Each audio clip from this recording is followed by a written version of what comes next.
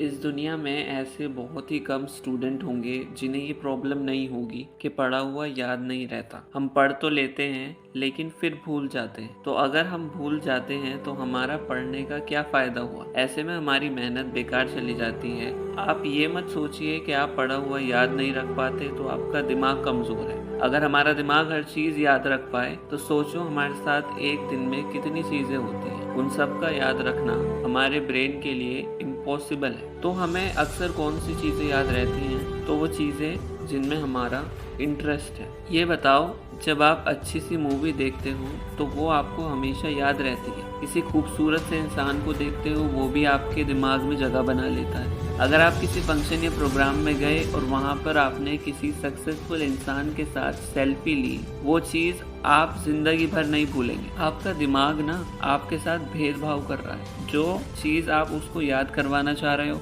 उसको वो बार बार भूल रहा है, और जो उसको पसंद आ रहा है उसको वो कभी नहीं भूलता। तो सोचो, अगर यही ब्रेन पावर आपकी लाइफ की हर फील्ड में आ जाए, तो अगर आप किसी टॉपिक को एक बार पढ़ लो, किसी केमिकल इक्वेशन या मैथ्स के फॉर्मूले को पढ़ लो और वो आपको हमेशा के लिए याद हो जाए, तो कैसे होगा? एक बात साफ है कि जो हमें अच्छा लगता है या हमारा दिमाग मान के चल रहा है कि ये अच्छा है, स्पेशल है, इसमें मजा आ रहा है, वो चीज हमें हमेशा के लिए याद हो जाती है। यानी सेंट्रल पॉइंट है इंटरेस्ट। जिस काम में हमारे दिमाग का इंटरेस्ट होता है उसको याद करने में तो बिल्कुल नहीं सोचता, उसको वो परमानेंट स्टोरेज में डाल दे। एक बात याद रखना कि तुम्हारा ब्रेन तुम्हारी कैपेबिलिटी को लिमिट नहीं करता। अगर तुम ये सोचो कि तुम ये चीज नहीं कर सकते और बाकी सब कर सकते हैं, अगर तुम कोई भी चीज पढ़ने बैठ रहे हो, अगर तुम्हारा पहले से ये एटीट्यूड है कि ये तो बहुत डिफिकल्ट है, मुझसे तो नहीं हो पाए, मैं तो इसे याद नहीं कर सकता, तो तुम अपना शुरू से अगर ये एटीट्यूड लेके बैठोगे तो तुम्हारा ब्रेन उस चीज को प्रोसेस करेगा और